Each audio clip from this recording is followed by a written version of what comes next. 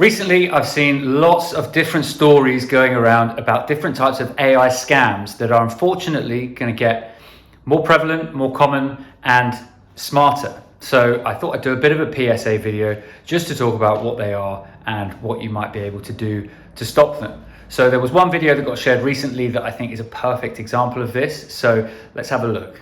So I look like an emotional wreck right now because I've been crying for the past 2 hours because I thought my little brother was dead. Somebody out there used an AI machine to trick my grandpa into thinking my little brother got in a wreck and died. He mimicked my brother's voice and said, "Oh, I'm about to get in a wreck," and then the phone went off. And so my grandpa called me and told me this, and I immediately thought my brother was dead. I started driving, trying to find his location. He wasn't picking up. And I come to find out that it was a scammer that was trying to get money from my grandpa by calling and saying that he went to jail and he killed someone and he needed bail money.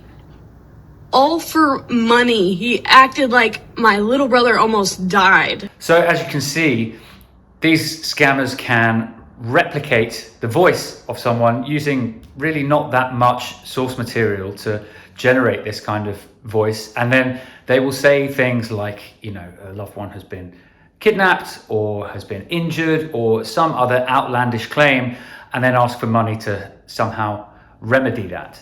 So really, really horrendous, an awful thing to do. Unfortunately, it's getting more easy to do because generative AI is making these tools where you can replicate voices. I'm sure you'll all have seen the music releases made with Kanye or Drake's voice. What was I thinking? That was some bitch shit. I lost Adidas, but I'm still Yeezy. So what can you do about this? Well, the first thing, the most important thing, is to talk to your family and your loved ones, particularly those who might be older or who might be less tech savvy, and let them know that this is happening, first of all. Then you want to let them know that if they get a call from you saying you've lost your phone or some kind of outlandish claim is happening, to hang up and then to call you direct on a number that they already know is yours. Now, if the person on the other end of the line is reluctant to let them do that and is trying to get them to stay on the phone, then that's a real red flag that they're probably not who they say they are. Because obviously, if it really was you, you'd be more than happy to let them do that, because you've already had this conversation. So that's a really simple way that you could potentially avoid this kind of thing.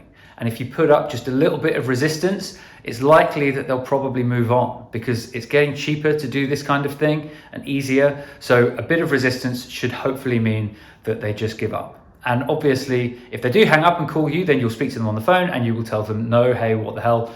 That's not me.